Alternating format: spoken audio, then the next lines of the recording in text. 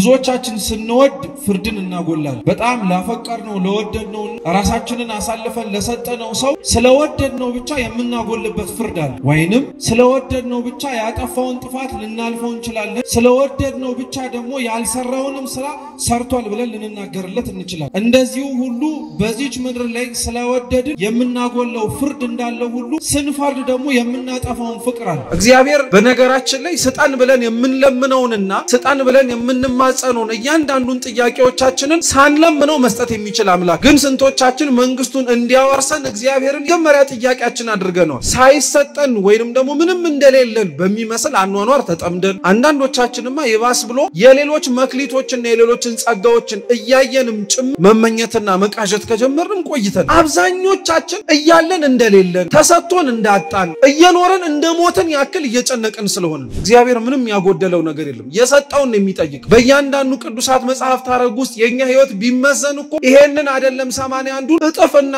3 እጥፍ የሚሆን የኃጢአት ቅጽ ያወጣው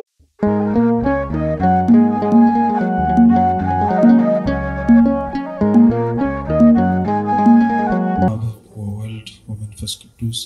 አሐዱ አምላክ አሜን በስመ አብ ወወልድ ወመንፈስ ቅዱስ አሐዱ አምላክ አሜን የተከበራችሁ አበው አይንተ እግዚአብሔር ካህናት አበው መነኮሳት ወንድሞች ዲያቆናት ሊቃውንተ ቤተ ክርስቲያን ወንድማችን ዘማሪ ዲያቆን እንዳለ ከሩቅም ከቅርብም የተገኛችሁ የቅድስት ቤተ ክርስቲያን ልጆች በወደደን ባከበረን በአምላካችን ፍጹም ሰላም እንደምን አመሻችሁ እንደምን ዋላችሁ እንደምን እስከዚህ ሰዓት ደረሳችሁ አሜን ቸርነቱን ምህረቱን በእድሜያችን ላይ ያላራቀብን የሰጠን በፊቱ ያሳየነውን የእምነት ማነስ የምግባር ጉድለት ሳይመለከት በደጁ እንድንሰበሰብ የፈቀደልን የአባቶቻችን አምላክ ልዑል እግዚአብሔር ስሙ የተመሰገነ ይሁን አምላካችን ቅዱስ እግዚአብሔር ቢወድ ቢፈቅድ ከዚህ ሰዓት በኋላ ባለን ደቂቃ ሕያውና ዘላለማዊ የሆነውን የአምላካችንን ቅዱስ ቃል እንማራለን ለዛሬ የምንማርበት የአምላካችን የልዑል እግዚአብሔር ቅዱስ ቃል መነሻ የመጽሐፍ ቅዱስ ክፍል የሐዋርያው ቅዱስ ማቴዎስ ወንጌል ምዕራፍ 25 ከቁጥር 19 ጀምሮ ከቁጥር 14 ጀምሮ ባለው ክፍለ ምንባብ መነሻነት እንማራለን አስቀድሜ መጽሐፍ ቅዱስን ቃል በንባብ አሰማችሁና የሰማነውን ደግሞ አምላካችን በምን መልኩ ሊያስተምረን በወደደ መልኩ ደግሞ በሚስጥር እንማር ይሆናል ማለት ነው አምላካችን የሚናገረውን ቅዱስ ቃሉን የምንሰማበትን ሁላችንም ዝነ ልቦናችን ሊከፍትልን ፈቃዱ ይሁንልን የማቴዎስ ወንጌል ምዕራፍ 25 ቁጥር 14 ወደ ሌላ ሀገር የሚሄድ ሰው ባሮቹን ጠርቶ ያለውን ገንዘብ እንደሰጣቸው እንዲሆናልና ለእያንዳንዱ እንደ አቅሙ ለአንዱ 5 መክሊት ለአንዱ 2 ለአንዱም 1 ሰጠና ወደ ሌላ ሀገር ወዲያው ሄደ 5 መክሊትም የተቀበለው ሄዶ ነገደበት ሌላም 5 አተረፈ እንዲሁም 2 የተቀበለው ሌላ 2 አተረፈ 1 የተቀበለው ግን ሄዶ ምድርን ቆፈረና የጌታውን ገንዘብ ቀበረ ከብዙ ዘመንም በኋላ የነዛ ባሮች ጌታ መጣና ተቆጣጣራቸው 5 መክሊት የተቀበለውም ቀረበና ሌላ 5 መክሊት አስረክቦ ጌታ ሆይ 5 መክሊት ሰጥተኸኝ ነበር እነሆ ሌላ 5 መክሊት አተረፍኩበት አለ ጌታው መልካም አንተ በጎ ታማኝም ባሪያ በጥቂቱ ታምነሃል በብዙ ሾመሃለው ወደ ጌታ ደስታ ግባ አለው 2 መክሊትም የተቀበለው ደግሞ ቀርቦ ጌታ ሆይ 2 መክሊት ሰጥተኸኝ ነበር እነሆ ሌላ 2 መክሊት አተረፍኩበት አለ ጌታው መልካም አንተ በጎ ታማኝ ባሪያ በጥቂቱ ታምነሃል በብዙ ሾመሃለው ወደ ጌታ ደስታ ግባ አለው 1 መክሊትም የተቀበለው ደግሞ ቀርቦ ጌታ ሆይ ካልዘራህበት የምታጭድ ካልበተንክበትም የምትሰበስብ ጨካኝ ሰው መሆንህን አውቃለሁ ፈራሁም ሄጄም መክሊትህን በምድር ቀበርኩት እነሆ መክሊትህ አለ ጌታው መልሶ እንዲህ አለው አንተ ክፉና ሐኬተኛ ባሪያ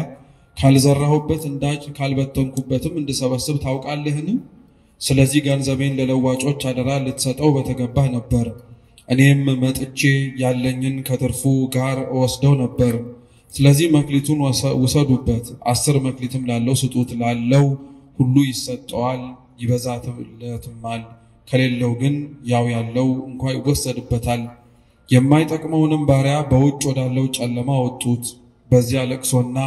ጥርስ ማፋጨት ይሆናል ይላል ስለ ቃሉ የአምላካችን የልዑል እግዚአብሔር ስም የተመሰገነ ይሁን አሁን ያለንበት የአብይ ጾም ሳምንት እንደሚታወቀው ከደብረ ዘይት ቀጥሎ የሚመጣው የገብርኄር ሳምንት ነው የታማኝ አገልጋይ ሳምንት ነው በዚሁ ሳምንት የሚነበበውን የቅዱስ መጽሐፋችንን ምዕራፍ ነው እኛም ለትምህርታችን መነሻ አድርገን ያነበብነው እንደምታውቁት የአብይ ጾም ሳምንታት ዘወትር እሁድ ገብተው በሚቀጥለው ሳምንት ቅዳሜ ያበቃሉ ከቅዳሜ ከሌሊቱ ስነ ስርዓት አንስቶ እስከ ንጋቱ ማለት ነው ካለቀ በኋላ ቀኑ ይታወጅና በዛ ሳምንት የሚጠራውን ምስጢር ቤተክርስቲያናችን ሳምንቱን ሁሉ ታስተምርበታለች የአብይ ጾም ሳምንታት ምንም እንኳን እሁድ ጀምረው ቅዳሜ ያብቁ እንጂ እያንዳንዳቸው ሳምንታት እርስ በርስ ራሳቸው ይሰናሰላሉ ወይንም ደግሞ በምስጢር ይገናኛሉ የሚነበቡት ምንባባት የሚነገሩት ትምህርቶች የሚሰበኩት ምስባኮች በሙሉ ትላንትና ከነበረው ሳምንት ጋር በምስጢር ይገናኛሉ የባለፈው ሳምንት ገብርኄር ከማለታችን በፊት ያከበርነው ማለት ነው የጾሙ እኩሌታ የሆነውን ደብረ ዘይት ነው በዚህ ወቅትም ስለ አምላካችን ዳግም መምጣትና ስለ አምላካችን ስለ ኢየሱስ ክርስቶስ ለፍርድ ወደዚህ ምድር መውረድን ተምረን ነበር ቤተክርስቲያን አስተምራናለች በዚህ ሳምንት ደግሞ የምታስተምረው ቤተክርስቲያን የወረደውና ዳግም ለፍርድ የመጣው ጌታችን ኢየሱስ ክርስቶስ የወረደበት ዓላማ ለፍርድ ብቻ ሳይሆን ርስቱን መንግስቱን ለማውረስ ነውና ያንን ርስቱን መንግስቱን ለሚያወርሳቸው ሰዎች በምን የተገኙትን ቦታውን እንደሚሰጣቸው በምን የተገኙትን ርስቱን እንደሚያወርሳቸው ደግሞ ተናገራለች ስለዚህ ይሄ ሳምንት ትምህርት ከባለፈው ሳምንት የቀጠለ ነው ማለት ነው የባለፈው ሳምንት ስለ አምላክ ዳግም መምጣት ተምረን ቤተክርስቲያንን ማስተምራ መጠቅለያ ያደረገችው በጎቹን በምን ያቆማል ብላን በቀኙ ፍየሎቹን በምን ያቆማል በግራ በቀኝ የሚቆሙት በጎች በግራም የሚቆሙት ፍየሎች ወይንም ደግሞ በቀኝ የሚቆሙት ጻድቃን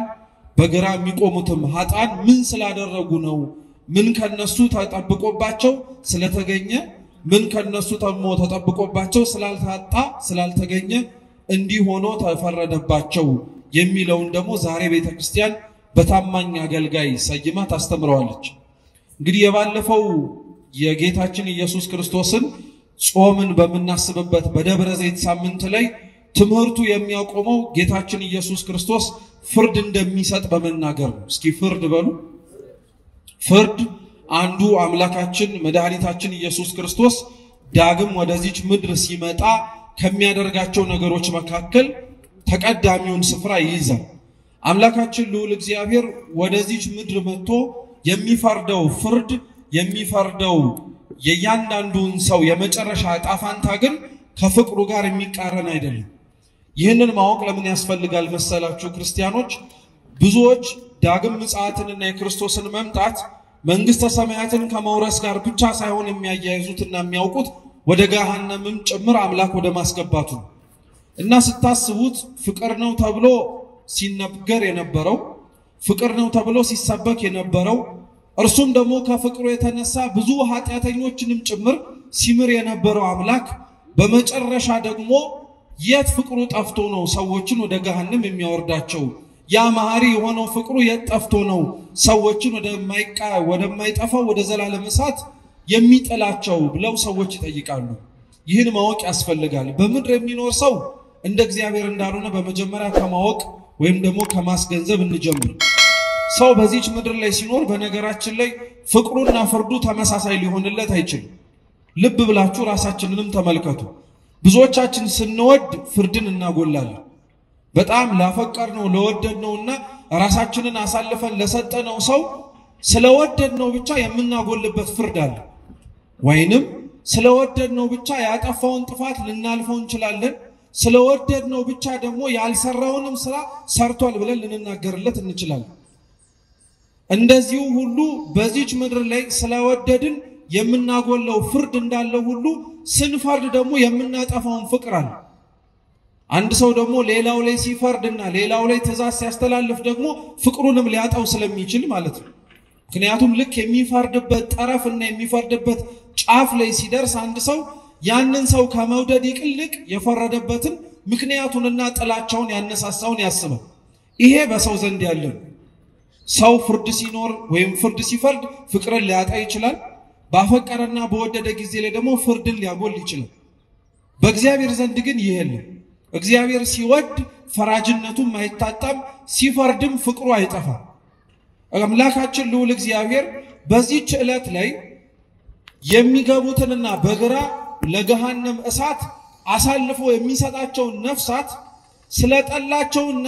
ፍቅር በእነሱ መካከል ስለሌለው ገፍቶ ወደዛ እሳት የሚከታቸው ሳይሆን የሚያስገባቸው ስራቸው እስኪ ስራቸው ነው በሉ ስራው እግዚአብሔር ጠልቷቸው አይደለም እግዚአብሔር ለነሱ ያለውንም ፍቅር ከዚህ በኋላ አይኖረኝም ብሎም አቁሞም አይደለም አምላካችን ልዑል እግዚአብሔር ግን ወደዛ ቦታ እንዲገቡ ያደረገውና የከፈተላቸውን መንግስተ ሰማያትን ደግሞ እንዳይወርሱ የከለከላቸው በእጃቸው መንግስቱን እንዳይወርሱ ያደረጉት ምናቸው ነው ስራቸው ነው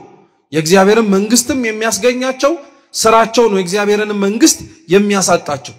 ለዛ ነው ቤተክርስቲያናችን እምነትን እንደሚያምኑ ሰዎች ብቻ እንድንመላለስ ሳይሆን የምትነግረንና የምታስተምረን እንዳመነው ሰዎችም ደግሞ በህይወት ያመነውን በስራ እንድንኖረው ታረጋናለች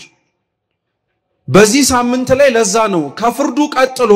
ያንን ቦታ ያወረሳቸውንም ሆነ ያንንም ቦታ ያሳጣቸውን ምክንያት ለማወቅ ገብርኄር በሚባለው ሳምንት ላይ ተናገራለች ገብርኄር ሁለት ቃላቶች ናቸው ገብር ስራ ነው ኄር ቸር ነው ቸር ስራ ታማኝ አገልጋይ በሚባል መጠሪያዎች የሚታወቀው ይህ ሳምንት የእግዚአብሔርን መንግስት ለመውረስ የታጩ ነፍሳት በምን አይነት መንገድ እንደሚወርሱት የምታስተምርበት የቤተክርስቲያን ሳምንት ነው በዚህ ሳምንት የሚነበበው ቅዱስ ወንጌል ሲነበብ እንደሰማችሁት አንድ ባለጸጋ ወደ ሌላ ሀገር ሊሄድ ተነሳ ይላል እስኪ ሌላ ሀገር በሉ ሌላ ሀገር እየተባለ የሚጠቀሰው እና ባለጸጋም ተብሎ የተጠራው አስቀድሞ ክርስቶስ ነው አምላካችን ነው ክርስቶስ ባለጸጋ ተብሎ ተጠርቷል ወደ ሌላ ሀገር ሊሄድ ነው ተባለ ሌላ ሀገር የተባለው አንድም መንግስተ ሰማያት ናት አለኛ ሲሆን ማለት ነው አንድም ሌላ ሀገር የተባለው ደግሞ ሰው ሆኖ ወደዚች ምድር ተመላልሶ የድህነት ስራውን ከጨረሰ በኋላ ሌላ ሀገር ወደ ተባለ ወደ መጣበት ወደ ጽርሐ አርያም ወደ ሰማያዊ ዙፋኑ ሊሄድ ነውና ሌላ ሀገር አለ ስለዚህ ያ ባለጸጋ ወደ ሌላ ሀገር ሊሄድ ነበረ ወደ ሌላ ሀገር ሲሄድ ግን ወይም ወደ ሌላ ሀገር ሊጓዝ ሲል ግን እንደዚሁ ዝም ብሎ ሊሄድ አልፈለገም ሶስት አገልጋዮቹን ሶስት ሎሌዎቹን ጠራና መክሊት ሊሰጣቸው ወይንም ደግሞ ገንዘብ ሊሰጣቸው ፈለገ ልብ ብላችሁ ሰምታችሁ ከሆነ ሲነበብ እነዚህ ሰዎች ባለጸጋው ሊሄድ እንደሆነ አውቀው አይደለም ስጠን ብለው የመጡት ባለጸጋው ራሱ እንደሚሄድ አውቆ ሎሌዎቹን ጠርቶ ልስጣችሁ አለ እንጂ እግዚአብሔር እንዲህ አይነት አምላክ ነው ስጠን ብለን የምንለምነው ነገር አስቀድመን ከመለመናችን አስቀድሞ ስጠን የምንለው ነገር እንደሚያስፈልገን አውቆ የሚሰጥ ጌታ ነው እግዚአብሔር በነገራችን ላይ ስጠን ብለን የምንለምነውንና ስጠን ብለን የምንማጸነውን እያንዳንዱን ጥያቄዎቻችንን ሳንለምነው መስጠት የሚችል አምላክ ነው በሎሌዎቹ ይህንን ማየት ትችላላችሁ ወደ ሩቅ ሀገር እንደሚሄድ አውቆ ራሱ የጠራቸው ሎሌዎች ብር ልስጣችሁ መክሊት ልስጣችሁ የምታተርፉበትን ጸጋ ላካፍላችሁ ብሎ ሰጠ እንጂ እነሱ ተሰብስበው መተው ትተሃል ልትሄድ ነውና እስከምትመለስ ድረስ እስከምትመጣ ድረስ በምን እናውቃለን የምንጠባበቅበት ነገር ስጠን ብለውት አይደለም ልብ ብላችኋል ጌታችን በመድር ላይ በተመላለሰበት ጊዜ ላይ ወይም በመድር ላይ ሰው ሆኖ እየተራመደ ባስተማረበት ወቅት ላይ ሰዎች የሚረባ ነገር ጠይቀውታል ብላችሁ ታምናላችሁ አብዛኞቹ ሰዎች ሲጠይቁት የነበረውን ጥያቄ ሲለምኑት የነበረውን ልመና ስታዩ በጣም ነው የሚገርማችሁ አብዛኞቹ ይጠይቁት የነበረው ስለ ስጋዊ ነገሮቻቸው ነበር የታመሙት ለመፈወስ ነበር ሲጠይቁት የነበረው የተዋቸው ሰዎች ወይም ደግሞ ሰው የሌላቸው ሰዎች ሰው እንደሌላቸው ሲነግሩት ነበር ቅድስና የራቃቸው ሰዎች ንጽህናን ሲለምኑት ነበር እንዲህ ሁሉ ልመናዎችን በሙሉ ጌታችን ኢየሱስ ክርስቶስ ግን ጠቅልሏቸው ሰዎች በእግዚአብሔር ፊት ቆመው ሊለምኑት የሚገባውን ትምህርት ሲናገር ግን ጸሎት ሲያስተምር እንዲህ ነው ያለው ጽድቁንና መንግስቱን ሹ ሌላው ይጨመርላችኋል ነው ያለው አስቀድሞ ማንንም ክርስቲያን ሊለምነው ከእግዚአብሔር ፊትም ቆሞ ሊማጸነው የሚያስፈልገው ነገር ቢኖር ስጠኝ ብሎ ከእግዚአብሔርም ፊት ሊማጸን የሚገባው ነገር ቢኖር መንግስቱን ጽድቁን ታውቃላችሁ ክርስቲያኖች ሁላችንም ከእግዚአብሔር አንለምነው እንጂ ጠርቶ ሊሰጠን የሚፈልገው መክሊትና ጸጋ መንግስቱን እንደሆነ ታውቃላችሁ የምንጠብቃትን በላይ በሰማያት እንኖርባታለን የምንለዋን መንግስተ ሰማያት እንደሆነ ታውቃላችሁ ግን ስንቶቻችን ያንን መንግስት ለምነዋል ግን ስንቶቻችን መንግስቱን እንዲያወርሰን እግዚአብሔርን የመጀመሪያ ጥያቄያችን አድርገናል እግዚአብሔር ለዛ ነው የሚያስፈልገንን እንደሚያስፈልገን አውቆ የሚሰጠን አምላክ መሆኑን ሊያስተምረን ስለፈለገ ወደ ሩቅ አገር ሊሄድ የነበረው ይህ ባለ ጸጋ ሎሌዎቹን ጠራቸውና እንኩ የሚያስፈልጋችሁ ልስጣችሁ አላቸው ባለ ጸጋው እነዛን ሎሌዎች ሰበሰባቸው የመጡትንም ሎሌዎች ሲነበብ እንደሰማችሁት እንደየአቅማቸው መክሊትን ሰጣቸው አለ እስኪ እንደየአቅማቸው በሉ አምላካችን ወይም ባለ ጸጋው የተባለው ማለት ነው ሎሌዎች ለተባሉትና ለሚያገለግሉት ወደ ሌላው ሀገር የሄደውን ጌታቸውን ለሚጠብቁት ክርስቲያኖች ለሆንለኛ ለእያንዳንዳችን የሰጠን ነገር እኛ መሸከም ከምንችለው በላይ የሆነ ሳይሆን እንደምናችን እንደየአቅማችን ለሁሉም ሰው እግዚአብሔር አምላክ የሰጠው ስጦታን በሉት ሁሉም እንደየአቅሙ ነው ስጦታው በርግጥ ቅዱስ ጳውሎስ በመልእክቱ በቆሮንቶስ እንደሚናገረው አንድ አይነት አይደለም ልዩ ልዩ ነው ጸጋ ልዩ ልዩ ነው አገልግሎት ልዩ ልዩ ነው አሰራር ልዩ ልዩ ነው ይላል ሰምታችሁታል ቅዱስ ጳውሎስ አይገርምም ጸጋ ልዩ ልዩ ነው ብቻ ብሎ አላቆመም አገልግሎቱም ልዩ ልዩ ነው አለ ያንን ጸጋ ሰው ሊያገኝበት የሚችልበትን መንገድ ተመሳሳይ አይደለም አለ ቀጠለና ደግሞ አሰራሩም ልዩ ልዩ ነው አለ ጸጋው መለየቱ አገልግሎቱ መለየቱ ብቻ እንዳይደንቃችሁ ክርስቲያኖች ያንን ነገር ለማግኘት የምንወጣበትና የምንወርድበት መንገድ አሰራሩ ራሱ የተለየ ነው አንዳንዱ የእግዚአብሔርን መንግስት ለማግኘት በቅዱስ ጋብቻ ሊወሰን ይችላል አንዳንዱ የእግዚአብሔርን መንግስት ለመውረስ በአት አጽንቶ ገዳም ገብቶ መንኩሶ ባህታዊው ሆኖ ሊኖር ይችላል አሰራሩ ልዩ ልዩ ነው አይደለም ነው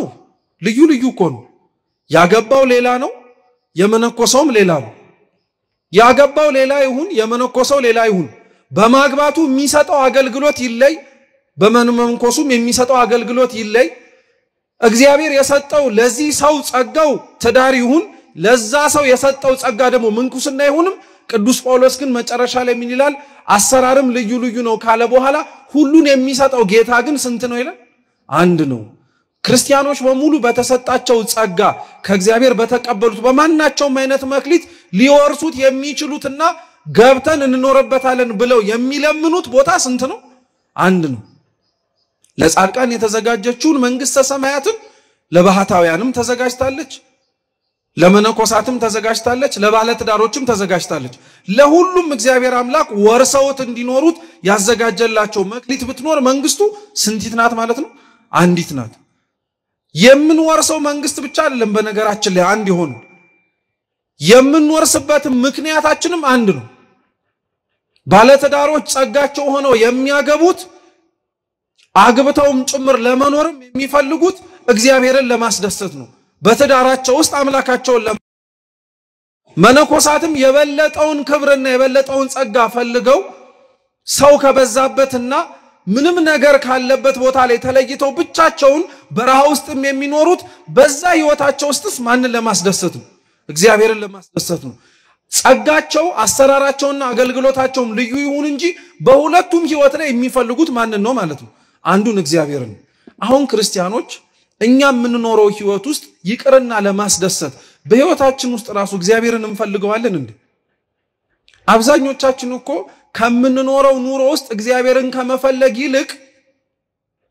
ከምንኖረው ህይወት ውስጥ እግዚአብሔር እዛ ህይወት ውስጥ አለ ብሎ ከመፈለግ ይልቅ እግዚአብሔር ቢኖርም ባይኖርም ልንኖረው የምንችለው ኑሮ እንደሆነ አምነን መሰንበት ከጀመርን በጣም ቆይተናል ክርስቲያኖች በዚች ምድር ላይ ህይወት ኖሮን እግዚአብሔር አምላክ እስካቆየንና እስትንፋስ እስካለን ድረስ እስከ መጨረሻይቱ ህቅታ ድረስ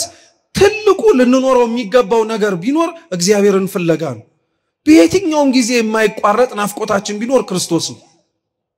ሰው በዚች ምድር ላይ የሚኖረው እሱን ብቻ ለማግኘት ነው የጸጋዎች ሁሉ ጸጋ የስጦታዎች ሁሉ ስጦታ ሰዎች ለሌላው ሰዎች ሊያደርጉት ከሚችለው ትልቁ ነገር በላይ ምንድነው ብትባሉ እግዚአብሔር ነው ሰው የሚኖረው እርሱን ለመፈለግ ነው በመፈለግ ውስጥ ደግሞ መልሶ ራሱን ያገኘዋል ሰው የሚኖርበት ዋነኛው ዓላማው እሱ ነው እግዚአብሔርን ለመፈለግ ነው በህይወት ውስጥ አምላኩን ለማግኘት ነው ያንን ህይወትና ያንን መክሊት ለማግኘት ነው ክርስቲያኖችም የሚኖሩት ያንን እግዚአብሔርን ፈልገው ለማግኘት የሚናፍቁትን ከርሱ ጋር አብረው እንዲኖሩ ጭምር ደግሞ የሚማጸኑትን አምላክ ማግኘት የሚችሉበትን ደግሞ አምላክ መክሊቶች ስጦታዎች ጸጋዎች ሰጥቷቸው መቼም ጸጋ ማለት በቃሉ ትርጉም ብቻ ብንመለከተው ስጦታ ማለት ነው እግዚአብሔር ማናቸውንም ነገሮች ለሰው ልጆች ስጦታ አድርጎ የሚሰጣቸውና ስጦታም አድርጎ እንኩ ተቀበሉኝ የሚላቸው እንደ ስጦታነታቸው እኛ ጋር እንዲቀመጡ አይደለም አንደኛ ለዛ ነው ሲነበብ እንደሰማችሁት ለሎሌዎቹ የሰጣቸውን መክሊቶች በሙሉ ተመልሶ ያ ጌታ ከሌላ ሀገር ሲመለስ አምጡት ብሏል አላለም ብሏል እግዚአብሔር የሚሰጣውን ነገር በሙሉ ስለዚህ ምን ያደርጋል ማለት ነው ይቀበላል ማለት ነው ይሄንን አለመድንም አይል በእኛ ህይወት ግን አሁን ለአንዱ ለምንወደው ሰው የምንሰጠውን ስጦታ ይዞት እንዲያስቀረው ነው እንጂ እኛ ተመልሰን ስንመጣ የሰጠው የታለ ብለን የምንቀበለው አይደለም እግዚአብሔር ግን እንዲህ አይደለም ስጦታዎቹን ሲሰጥ የምንኖርበትና በዚህች ምድር ላይ የምንቆይበትን እድሜ አውቆ ነው የሚሰጠው በእያንዳንዱ በሰጠን ስጦታ ውስጥ ደግሞ ይዘነው እንድንኖር ካረገ በኋላ ከሞት ወደ ህይወት ተሻግረው ነው ደርሱ ስንመጣ አስቀድሞ የሚጠይቀን ደግሞ መልሶ ምኑን ነው መጀመሪያ የሰጠንን ስጦታ ነው ስለዚህ ለእያንዳንዳቸው የሰጣቸው ስጦታ መልሶ የሚቀበላቸው እንደሆነ እያወቁ እየተገነዘቡ ከአምላካቸው ተቀበሉ ከባለጸጋው ተቀበሉ ለመጀመሪያው ሰው የሰጠው ሰው መክሊት 5 ነው ለሁለተኛው 2 ነው ለመጨረሻው 1 ነው ሊቃውንተ ቤተ ክርስቲያን በእያንዳንዱ በተሰጠው መክሊት ላይ ብዙ ምስጢር ይናገራሉ ማለትም ለአንዱ የተሰጠው መክሊት ሌላኛው የተሰጠው መክሊት ጋር ካለው ቁጥር ብዛት የተነሳ የ5 የተሰጠው መክሊት ምስጢር ይህ ነው ባለ ሁለቱም ይህ ነው ባለ አንዱም ይህ ነው ብለው ይናገሩታል እኛ ካለን ሰዓት አንፃር እነዚህ ባለ 5 ባለ 2 እና ባለ 1 የተሰጣቸው መክሊት ምን ናቸው የሚሉትን በአንድ ምሳሌ ወይም ደግሞ አንድ አባቶቻችን ባስተማሩት መንገድ ብቻ ለመመልከት እንሞክር እነዚህ 5 መክሊቶች ባለጸጋው ጠርቶ የሰጠው ማለት ነው ለመጀመሪያው ሎሌ 5ቱ መምህራን መጻሕፍት በጎ ህሊና ስነ ፍጥረትና መገለጥ ናቸው እስኪ መምህራን በሉ መጻሕፍት በጎ ህሊና ስነ ፍጥረት መገለጥ ይሄ ለአንዱ ሎሌ የሰጠው 5 መክሊት ነው እንደ አቅሙ እንዲሸከም የሰጠው ለአንዳንዶቻችን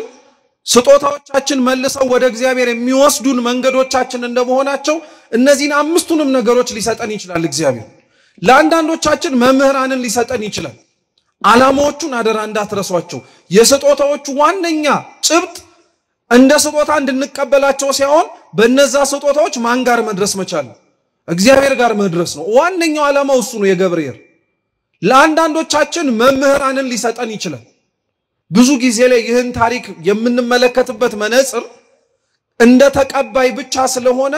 ያለንን ነገር ብቻ ሳይሆን መመልከት ያለብን በዚህ ሳምንት ላይ እግዚአብሔር ለኛም እንድናገኘው የሰጠንን ነገር ማየት አለብን እግዚአብሔር እርሱን ፈልገን እንድንመጣ ለአንዳንዶቻችን መምህራንን ሰጥቶናል በእነዛ መምህራን ዓላማው እግዚአብሔርን ማግኘት ነው ለአንዳንዶቻችን ደግሞ መምህራን ብቻ ሳይሆን መጽሐፍትንም ጭምር ጨምሮልናል በመጽሐፍት ውስጥ መርምረን ክርስቶስን ማየትና ማወቅ እሱ ወዳዘጋጀልን መንግስት መግባት እንድንችል ለአንዳንዶቻችን ደግሞ በጎ ህሊና ሰጥቶናል ቅን ህሊና ጥሩ የሆነ አመለካከት ውስጣችን ከኃጢአት የራቀ መሆን እንዲችል አሊያም ኃጢአትን ቢያንስ መጸየፍ የሚችልበትን ጸጋ ለሁሉም ሰው እግዚአብሔር ሰጥቶታል ያንን በጎ ህሊና ሰው በኃጢአት ካላሳደፈው በቀር ለዛ ነው ጌታችን ታስታውሳላችሁ በምኩራቦቻቸው ተገኝቶ በሚያስተምርበት ወቅት ላይ አይሁድና ፈሪሳውያን ትምህርቱ እንዲበጠበጥ ብለው ብዙ ህፃናትን ሰደዱበት ወደ ጉባኤው እና ህፃናቱ ሲንጫጩ ትምህርቱ እየተበጠበጠ መሆኑን አይተው ሐዋርያት አባቶቻችን እነዛን ህፃናት ሊያስወጡና ወደ ጉባኤው ሰላም መመለስ እንዲችል ማባረር ሲጀምሩ ጌታችን ታው አቁሙ አለና ከህፃናቶቹ መካከል አንዱን ወስዶ እግሩ ላይ አስቀምጦ ምን አለ እውነት እላችኋለሁ እንደዚህ ህፃናት ካልሆናችሁ የማንም መንግስት አትወርሱም አለ ሰው ተመልሶ እንደው አስቡት እስኪ እንደዚህ ነፍስ አውቋል ተብሎ ጎልምሶ ተብሎ ተመልሶ ህፃን መሆን ሊችል ይችላል በሰውኛው ሐሳብ ሊሆን አይችልም አይደል ብዙ በነገራችን ላይ አምላካችን የሚናገራቸው ነገሮች በእኛ ጭንቅላት ሚዛን እናስባቸው ካልን ግራም ያጋቡና የማይዋጡ ነገሮች ናቸው አሁን እንኳን ይሄ ነገርኳችሁ ነገር ለኛ በጣም እንዴት ሊሆን ይችላል እንዳልነው ራሱ የዮሐንስ ወንጌል ምዕራፍ 3 ላይ ራሱ ኒቆዲሞስን ሰው ከውሃና ከመንፈስ ካልተወለደ በቀር ወደ እግዚአብሔር መንግስት አይገባም ብሎ ነገሩን አጸናለት እንጂ ሰው ዳግመኛ ካልተወለደ በቀር ወደ እግዚአብሔር መንግስት አይገባም ሲለው ምንድን ነበር ያለው ሰው ከተወለደ በኋላ ወደ እናቱ ማህፀን እንዴ ይሄማ አይሆንም ማለት በሃይማኖት ውስጥ የሚመላለስ ማንንም ሰው እግዚአብሔር አምላክ ሊያደርገው የወደደው ነገር ፈጥሮት በሚያመዛዝንበት ጭንቅላት ከሆነለት የሚያምነው ካልሆነለት የሚጠራጠረው አይደለም ስለ እግዚአብሔር ሰምተን አድርጎታል ብለን የምንነገራቸው ነገሮች በሙሉ ክርስቲያኖች የምናምናቸው ነገሮች ናቸው እርግጥ ነው አዎ ሰው በተፈጥሮ ከነበረበት የጎልማሳ ህይወት ላይ ተመልሶ ወደ ኋላ አሽቆልቁሎ ምን ሊሆን አይችልም ህፃን ሊሆን አይችልም ሰው ወደ እግዚአብሔር መንግስት እንደ ህፃናት ካልሆነ ሊገባ አይችልም ማለት ግን ህፃናት ያላቸውን በጎ ህሊና ገንዘብ ማረክ ካልቻለ ሰው የማንን መንግስት አያይም ለማለት ነው የእግዚአብሔርን መንግስት ሊወርስም ሊያይም አይችልም ማለት በጣም እኮ የሚደንቅ ነገር ነው ጻድቃን ቅዱሳን ህብረታቸው ከእግዚአብሔር ጋር እየጨመረ አንድነታቸው ከእግዚአብሔር ጋር እያደገ ሲመጣ የሚያድጉት ወደ ቅድስናና የሚጨምሩት ከእግዚአብሔር ጋር ወደ መኖር ብቻ ሳይሆን እንደ ልጆች እንደሚሆኑ ታውቃላችሁ ተመልሰው እግዚአብሔር ፊት አባታችን ብለው እንደተጣሩበት አንደበታቸው አኗኗራቸውም እንደ ልጅ ይሆናል በጎ ህሊናን ይሰጣቸዋል ማለት ነው እና እንደ ልጅ የሆኑት አባቶቻችን ጠባያቶቻቸው ራሱ ተመልሰው ልጅ ይሆናሉ አዋቂ ሆኑ እና ታስታውሱ ከሆነ ዜና አበው ላይ አንድ ታሪክ አለ የቅዱስ መቃርስ ታሪክ ነው በረከቱ ለሁላችን በሚኖርበት ጊዜ ላይ አንድ ሰው መጥቶ ገንዘብ ይሰጠዋል እየሰማችሁ ነው ገንዘብ ይሰጠዋልና ገንዘቡን ተቀብሎት ከዛ በኋላ ምንም አያደርገውም ለረድኦቹ ወይንም ደግሞ ላሉት ሰዎች ይሰጣቸዋል ለገዳሙ የተሰጠ ማለት ነው እና አከማሽቶ ያ ሰው ብዙ ያመጣል ወደ ቤተክርስቲያን ይገባል ያመጣል ቤተክርስቲያን ያገባል ከዛ በኋላ በጣም ብዙ ብር ሆነ እና ብዙ ብር ሆነና ከዛ በኋላ ያ ሰውዬ ብዙ ሳንቲም እንደሰጠ በማወቅ ብዙ ሳንቲምም እንዳደረገ በማወቅ በቤተክርስቲያኑ በገዳሙ ያለውን አገልግሎት ለውጥ ለማየት ይመጣል እና ተመልሶ ሲመጣ ገንዘቡ እንዳለ ተከምሮ ከጎኑ ደግሞ መቃርስ ቁጭ ብሎ ያያቸዋልና እንዴ ማለት ምን እንዴት ነው ገንዘቡን እኮ የሰጣችሁ ከረጢት ውስጥ እንድታስቀምጡት አውጣታችሁ እንድትጠቀሙበትና የሆነ ነገር እንድታመጡበት መቃርስ ምናሉት ይባላል ከፊት ለፊታቸው ጆንያ ሙሉ ጠጠር ተቀምጦ ነበር እኔ ልዩነቱ አይገባኝም ማለት ተረድታችሁኝ የጠጠሩና የገንዘቡ ልዩነት ምን አያረጋኝም ነው ያሉት እውነት ሰው የገንዘብና የጠጠር ልዩነት ይጣፋዋል እንዴ ጠጠርና ገንዘብ አትለዩም እንዴ እናንተ ልጅ ስትሆን ግን አትለየው ልጆች አሁን እናንተ ዋጋ የምትከፍሉለትን ገንዘብ እንካ ብለህ ብትሰጠው ለሱ ምኑ ነው አንተ ምንም የናካውን ድንጋይ ግን ስትሰጠው እንዴት ነው ብርቅ የሚሆንበት አያችሁት እንደ ህፃናት ማለት እኮ ይሄ ማለት እኮ ነው እግዚአብሔር በጎ ህሊና ለሁላችን እውነት ይስጠን ይህ ነው በጣም የጎደለንኛ ትርጉም ያላቸው ነገሮች በህይወታችን ላይ አሁንኛ ትርጉም አልባ ሆኗል ትርጉም የሌላቸው ነገሮች ደግሞ በጣም ትልቁም ነገር ሰጠናቸው እና እግዚአብሔር ለእንደዚህ አይነቱ 5 መክሊት ሰጣቸው ለሚባሉት ማለት ነው መምህራንን መጻሕፍትን በጎ ህሊናን ይሰጣቸዋል አራተኛው የሚሰጣቸው መክሊት ደግሞ ስነ ፍጥረታትን እግዚአብሔር ስነ ፍጥረታትን ሰጥቶናል ለሁላችን ይሄ ለሁሉ የተደረገ መክሊት ነው በነገራችን ላይ ስነ ፍጥረትንም እግዚአብሔር አምላክ ሲሰጥ መስጠት አለብህ ብለን እኛ ለምንነው ያደረገው ነገር አይደለም እርሱ መኖር አለባቸው ለልጆቼ ብሎ አስቦ ያዘጋጀው ነው እንጂ ኦሪት ዘፍጥረት ምዕራፍ 1 እና ምዕራፍ 2 ከሰው ልጅ አስቀድሞ ያሉትን ታሪኮች ከመፈጠሩ አስቀድሞ ማለት ነው ስናነብ እግዚአብሔር በእያንዳንዱ ቀናት ውስጥ ያደርጋቸው የነበሩት ዝግጅቶች በሙሉ አርብ ለሚፈጥረው ለሰው ልጅ ሊሟሉ የሚገባቸው ነገሮች ነበሩ አይገርምም ሰው መጥቶ አይደለም ፀሐይ የተፈጠረው ሰው ከመምጣቱ አስቀድሞ ታስፈልገዋለች ብሎ ማንንም ፈጠረለት እግዚአብሔር ፀሐይን ፈጠረ አይገርማችሁም ታዲያ እግዚአብሔር እናንተንና እኔን ሲያመጣን እንደምንመጣ አውቆ የሚያስፈልገንን ነገር ቀድሞ ይሰጣል አይሰጥም ይሰጣል ይሄ ነበር ቁም ነገሩ ስነ ፍጥረትን ስናየው የእግዚአብሔርን ስጦታ ተመልክተን እንድንማረው የተፈለገው ቁም ነገር ይሄ ነበር። እናንተ ገና ሳትመጡ ይሄን ያክል ከተዘጋጀው እንዴት ነው በስታችሁና ተባስታችሁም ለራሳችሁ የምችለው የሚለውን ጥሪ ውስጣችን እንዲመጣ ነበር። ስነ ፍጥረት እግዚአብሔር የሰጠን ሳንለምነው ያደረገልን ትልቅ መክሊታችን። አምስተኛውና የመጨረሻው መክሊት ደግሞ መገለጥ ነው። እስኪ መገለጥ በሉ። መገለጥ ዳግም ምጽአት የመገለጥ ታሪክ ነው። በነገራችን ላይ አምላካችን አስቀድሞ መጥቶበት ወርዶበት ተመላልሶበት በነበረበት መንገድ ሳይሆን ከዚህ በፊት አይተነው ተገልጦበት ባልነበረው አይነት መንገድ የሚመጣበት ነው። እግዚአብሔር ይህንንስ መገለጥን እንድናውቀው ይህንንም በዘመነ ስጋዌ ውስጥ ያለን ሰዎች ይህንን የአምላክን ሰው የመሆኑን ምስጢር እንድንረዳው ቤተክርስቲያን የምታስተምረው ለምን ይመስላችኋል? ዓላማውና ዋነኛው ጭብጡ በዚህ ውስጥም እግዚአብሔርን ማግኘት እንድንችል ነው። ክርስቲያኖች መምህራንን እግዚአብሔር የሰጠው ስነ ፍጥረትን የሰጠው ቅዱሳት መጻሕፍትን የሰጠው በጎ ህሊናን የሰጠው ራሱን ሰው ሆኖ አምላካችን ልዑል እግዚአብሔር በዚህ ምድር ላይ እንዲመላለስም ጭምር ያደረገው እኒህን 5 መክሊት ለሰው ልጆች የሰጠው እርሱን መልሰው ማግኘት እንዲችሉበት ነው። አሁን ግን አይታችሁታል አኗኗራችንን እግዚአብሔር በሰጠን በጣም ብዙ ነገሮች እርሱን ከምንፈልግበት ይልቅ ራሳችንን የምናከብርበት መንገድ ከሆነ ሰነበተ። እሱ በሰጠን ስጦታዎች ውስጥ እርሱን ራሱን ፈልገን ለማግኘት ከምንሄድበት ይልቅ እርስ በርስ የምንሻኮትበትና እርስ በርስ የምንነጋገርበት ከሆነ ሰነበተ። ጸጋዎቻችንን ባለማወቃችን እግዚአብሔር አምላክ የሰጠንን ወደ መንግስቱ እንድንቀርብ ያደረገልንን ነገሮችን ካለማወቃችን የተነሳኮ ብዙዎቻችን እንደተሰጠን ከምንኖረው ይልቅ ሳይሰጠን ወይንም ደግሞ ምንም እንደሌለን በሚመስል አኗኗር ተጠምደን አንዳንዶቻችንማ ይባስ ብሎ የሌሎች መክሊቶችና የሌሎችን ጸጋዎችን እያየንም ጭምር መመኘትና መቃዠት ከጀመርንም ቆይተን እያንዳንዱን ሰው ክርስቲያኖች ልብ ብላችሁ አድምጡኝ ባካችሁ ያለ ጸጋ እግዚአብሔር አምላክ የፈጠረው ሰው የለም። መንግስቱን እንዲወርስ ሊያደርገው የሚችል ምክንያትን በህይወቱ ሳይሰጠው እግዚአብሔር የፈጠረው ሰው የለም። ጸጋዎቻችንን ልብ ብላችሁ ስሙኝ ክርስቲያኖች በዚህች ምድር ላይ ሰው ከደረሰበት እንድንደርስ ሊያደርጉን የሚችሉ ስጦታዎች ብቻ አይደሉም። ጸጋዎቻችን በዋነኝነት የሚሰጡት በዚህች ምድር ላይ ሰው ከደረሰበት ለመድረስና ሰው ካለበት ለመገኘት ብቻ ሳይሆን እግዚአብሔር ያዘጋጀልን መንግስትና ቦታ ላይ እንዳንታጣ ለማድረግ። አሁን ግን አይታችሁት ከሆነ ቅድም እንዳልኳችሁ ነው። አብዛኞቻችን የተሰጠንን ጸጋ ለማወቅ የምንጓጓው ከእግዚአብሔር ጋር አብሮ ለመኖር ነው አይደለም። አብዛኞቻችን እግዚአብሔር የሰጠንን ስጦታ ለማወቅ የምንፈልገው እውነት ከአምላካችንና ከክርስቶስ ጋር ለመኖር ያለን ናፍቆት እንደነ ቅዱስ ጳውሎስ ሊሄድ ወደ ክርስቶስም እናፍቃለሁ ብለው ነው አይደለም። ሰው ከደረሰበት በዚህ ምድር ላይ ጎሎብን እንዳንኖር ነው። ቤተክርስቲያን ውስጥም ተገኝተን ጸጋዬ ምንድነው ብለን ስንጠይቅ እውነት አጠያየቃችን መንፈሳዊ ይሁን እንጂ ውስጣዊ ዓላማው ግን ዓለማዊ ነው።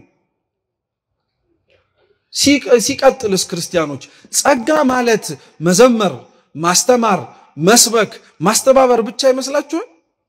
አይገርማችሁም? አባቶቻችን ከሰጧቸው ውብ ትርጓሜያቶች መካከል አሁን ስዘረዝርላችሁ ጸጋዎች ብዬ ማስተማር፣ መዘመር ብለን ዘርዝረን አልዘረዘርንም። ጸጋዎች ስጦታዎች እኮ ሳይሆኑ ቀርተው አይደሉም። እነዚህ የዘረዘርናቸው ግን ለሁሉም የተደረጉ ስለሆኑ ለሁሉም የተሰጡ ናቸው። ሁሉም አንዱ ባይኖር ሌላው ወደ ሌላው ሊያመራ የሚችል ስነ ፍጥረት ለሁሉም የተሰጠ ነው። ማንም ይሄንን ሊክድ አይችልም። ፍጥረታት በሌሉበት ቦታ አኖራለሁ ብሎ የሚናገር ሰው ስለሌለ ስነ ፍጥረት የተሰጠው መምህር ለሌለው ሰው እንዲያስተምሩት ነው። አብርሃም ጉባኤ ተዘርግቶለት ነው እንዴ ከካራን ወጥቶ ከነዓን ለመግባት የተነሳው? ማን መምህር ሰብኮት ነው? ፈያታዊ ዘየማን ስለ ክርስቶስ እውነተኛ አምላክነት ማን ሰብኮት ነው? ክርስቶስ የተሰቀለበት እንጨት መስቀል ላይ ሆኖ እኔ ነኝ አምላክ ብሎ ነግሮት ነው? አይደለም። ቅዱስ ያሬድ በሚያስተምርበትና በተናገረው በድጓ መጽሐፉ ላይ በዛች ሌሊት ላይ ሊቃውንተ ቤተክርስቲያን ይናገራሉ። ፈያታዊ ዘየማን መኑ መሐረነ ማን ያስተማረ ፈያታዊ ዘየማን ወይ እባክን ጠይቅ መልስልን ይሉታል። ፈያታዊ ዘየማንን ተገብቶ ራሱ ቅዱስ ያሬድ መልስ ይሰጣል። ፀሐይ ስትጨልም ጨረቃ ደም ሲሆን ከዋክብት ሲረግፉ አይቼ ተማርኩኝ እርሱ ጌታ እንደሆነ አወኩኛል። ፈያታዊ ዘይማን ጉባኤ አልተዘረጋለትም ስነ ፍጥረትን ያስተማሩ እኒ ዙሪያችን ላይ የምንረግጠው መሬት ዙሪያችን ላይ አይናችንን እንዲመግቡ እግዚአብሔር አምላክ የሰጣቸው ለሆዳችንም ጥጋብ እንዲሁ በመድር ላይ እንዲበቅሉ ያረጋቸው ነገሮች በሙሉ እኮ መልሰው ማንን ማወቂያ መንገዶች ነበሩ እግዚአብሔርን ማወቂያ ናቸው ስነ ፍጥረት መምህራን ለሌለው ሰው መምህር ነው ስነ ፍጥረት ኖሮት መምህራንን ቢያጣ እንዴት ወደ እግዚአብሔር ሊደርስ ይችላል ብትሉ በበጎ ህሊና ንጽህናን ገንዘብ አድርጎ ከቂም ከበቀል ከነውር ከክፋት ራሱን አርቆ ሊኖር የፈቀደ ሰው ቢኖር እግዚአብሔር በጎ ህሊናውን ይሰጥለታል የሰጠውንም ያስጠብቅለታል እያንዳንዱ የሰጡት ስጦታዎች ክርስቲያኖች እነዚህ ናቸው ለእያንዳንዳችን እግዚአብሔር አምላክ ያበረከተልን 5 መክሊት ያለው ማለት ይሄ ነው 2 መክሊት ያለው ማለት ከነዚህ ከአምስቱ ሁለቱን የሰጠው ሊኖር ይችላል ወይ መምህርና ስነ ፍጥረት ሰጥቶት በጎ ህሊና የሚያሳጣው ሰው ሊኖር ይችላል መምህርና ስነ ፍጥረት እኮ የሰጣ ያጣውን ምን ማግኘት እንድችል በጎ ህሊና ማግኘት እንድችል እኮ አይታችሁታል ክርስቲያኖች የለኝም ብለን የምናማረራቸው ብዙ ከእግዚአብሔር የምንፈልጋቸውን ስጦታዎች አሁን በሰጠን መነሻነት ማግኘት እንደምንችል ታውቃላችሁ ብዙዎቻችን ከእግዚአብሔር ፊት የምንጠይቀው ጥያቄ ስለሆነ ነው ጸጋዬን አላወቅኩትም አንድ ነገር ነው ይሄው ጸጋዎቻችን እነዚህ ናቸው ልናውቀው የሚገባው ጸጋ የተሰጠን ስጦታ የአምላክ ሰው መሆንና ደሞም ያ ሰው የሆነው አምላካችን ወደ ላይ ሊወስደን የሚችልበት ስፍራ እንዳለው ማወቅ ነው አለ ይሄንን መልስ ደግሞ የተሰጠው ሰው ቀጣይ የሚጠይቀው ጥያቄ ደግሞ ምንድነው አሁን ያልኳችሁ እሺ ይሄንን ካወቅኩኝ በኋላ እኔ ያለኝን ነገር ይዤ እንዴት ነው ሌላውን ማግኘት የምችለው የሚል እርግጥ ነው እግዚአብሔር አምላክ እንዲህ ነው ማናችንንም ያለ ጸጋ አልፈጠረን በተሰጠን ጸጋ ላይ ግን የሌለንን ማግኘት እንችላለን የሌለኑን ነገሮች ባሉን ነገሮች መነሻነት ማግኘት እንችላለን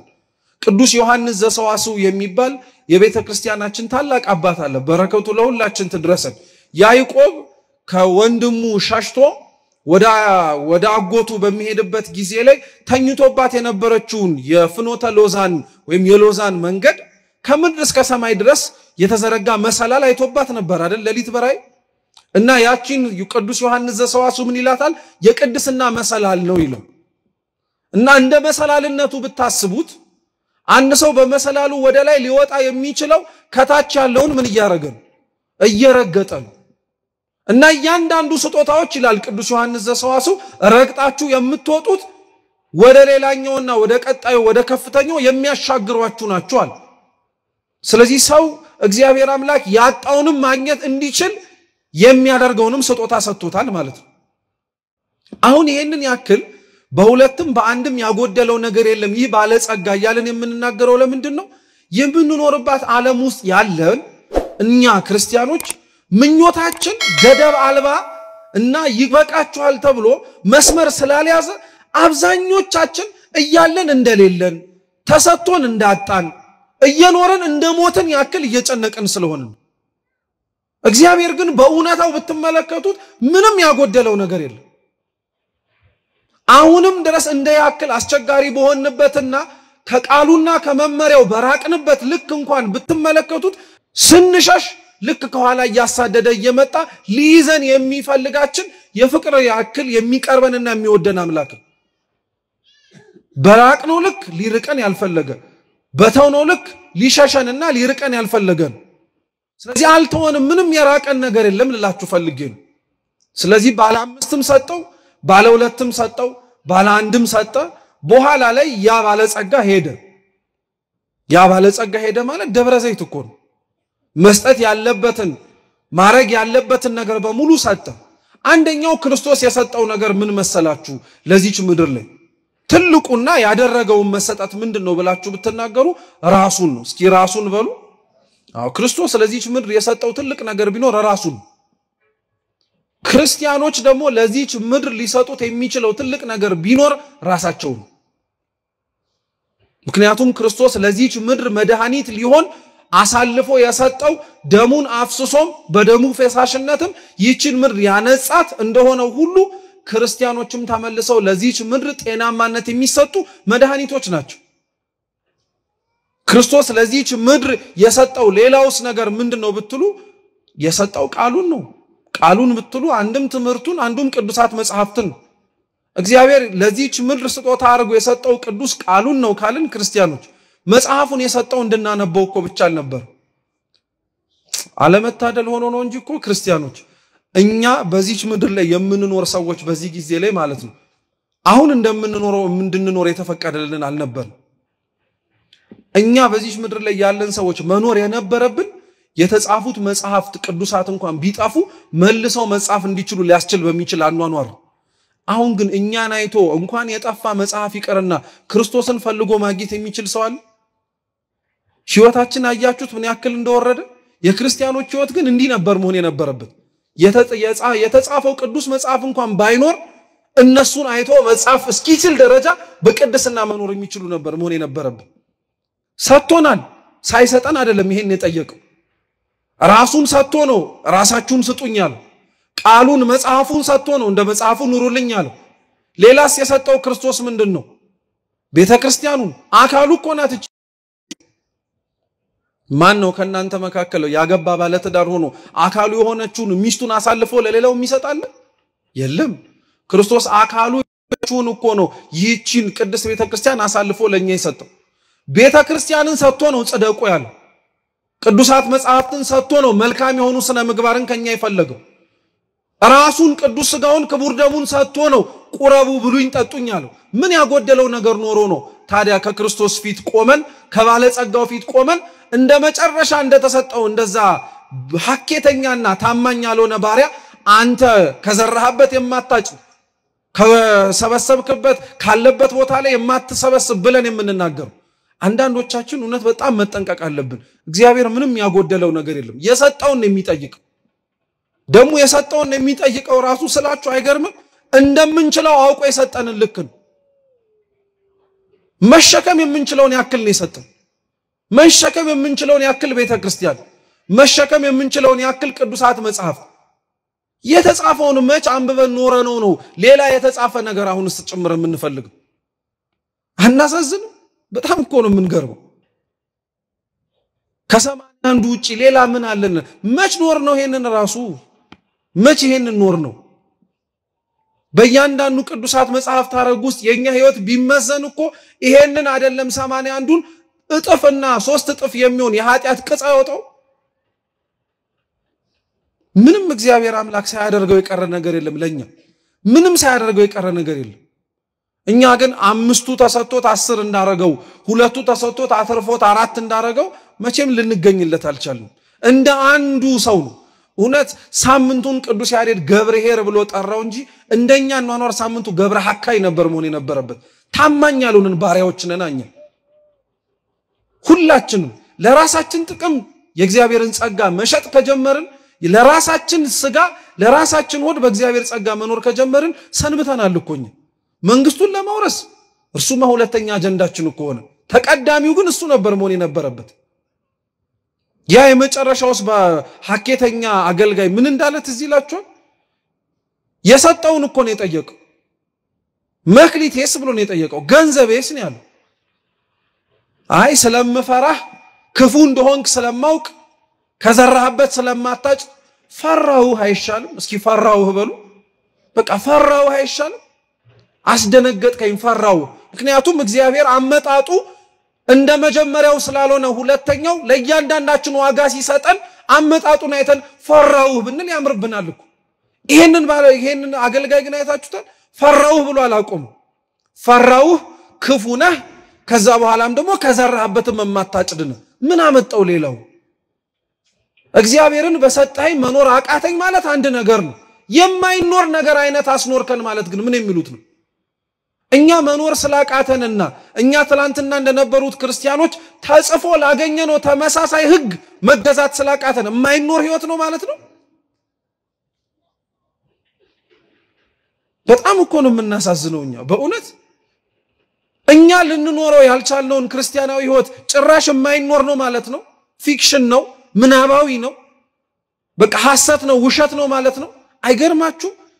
እኛው ራሳችን ልንኖረው ባልቻልነው ክርስቲያናዊ ህይወት ደካማነት ሌላው የማይኖር መስሎት እኮ ይሄንን ህይወት ትቶታል እግዚአብሔርን አፍ አውጥተን እኛም እንደዚህ ሰውዬ እንደዚህ አገልጋይ ታሐካችነ ክፉነ ብለን አንናገር እንጂ እኮ አኗኗራችን እንደዛ ያሰኝም እንዴ አንዳንድ ጊዜ እኮ በጣም ከአቅማችን በላይ የሚመስለንን እንደ አቅማችን የሰጠንን ነገር ፈተናም በሉት እንኳን እኮ ትንሽ ጠንከር ሲልብን አቅማችን እንዳልሆነ መስሎም ሲሰማን እኮ እግዚአብሔርን መልሰን የተናገርንበት ጊዜ የለም መልሰን የወቀስንበት የለም እንደው ተናገርክ አትበለኝ እንጂ ብለን ራሱን እግዚአብሔርን የተናገርንበት ጊዜ የለም እናኛ ገብረ ሐካይ እኮ ነው ስለዚህ እግዚአብሔር አምላክ ለነዚህ ለሶስቱ ምንም ያላረገላቸው ነገር የለም አንዱን አሳነሰበት እንዳትሉት አንድ አርጎ የሰጠው አቅሙ ስንት ስለሆነ ነው መልሱ እንጂ አንድ ስለሆነ ነው ሁለቱንም አበዛህበት እንዳትሉት ሁለት አርግሙ ነው አምስቱንም አምስት አርጎ የሰጠው እንደምኑ ነው እንደ አቅሙ ነው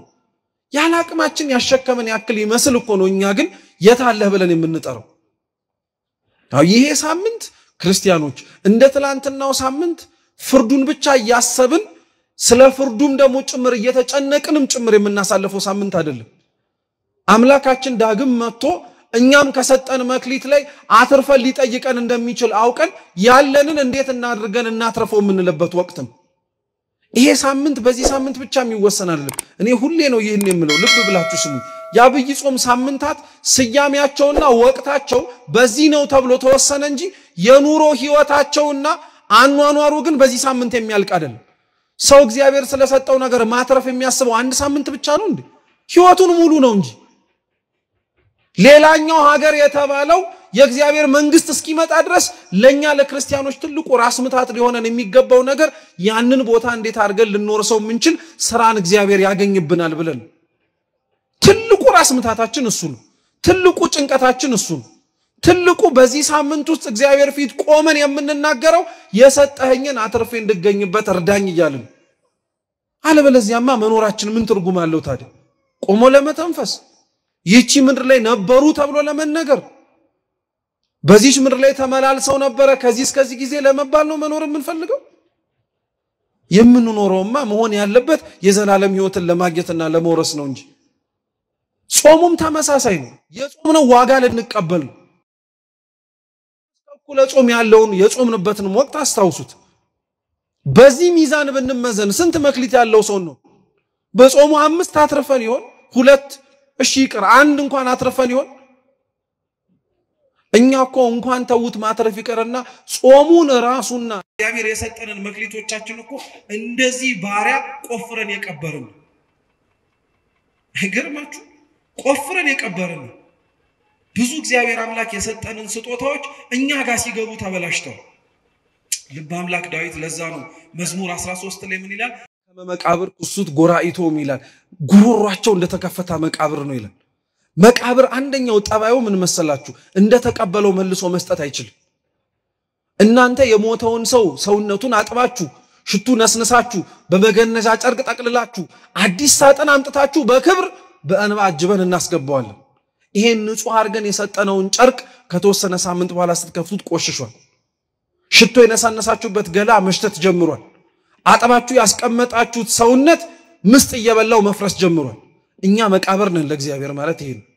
ምን ሰጥቶን ያላበላሸነው ነገር አለ ሳይሰጠን ኖሮ ነው ሰላም ስለምን የነበረው ሰጥቶን አበላሸነው ፍቅር ሰጥቶን አበላሸነው መክሊት ስጦታ የምንላቸውን ሁሉንም ነገር ሰጠን እንደ መቃብር አስገብተን አበላሸነው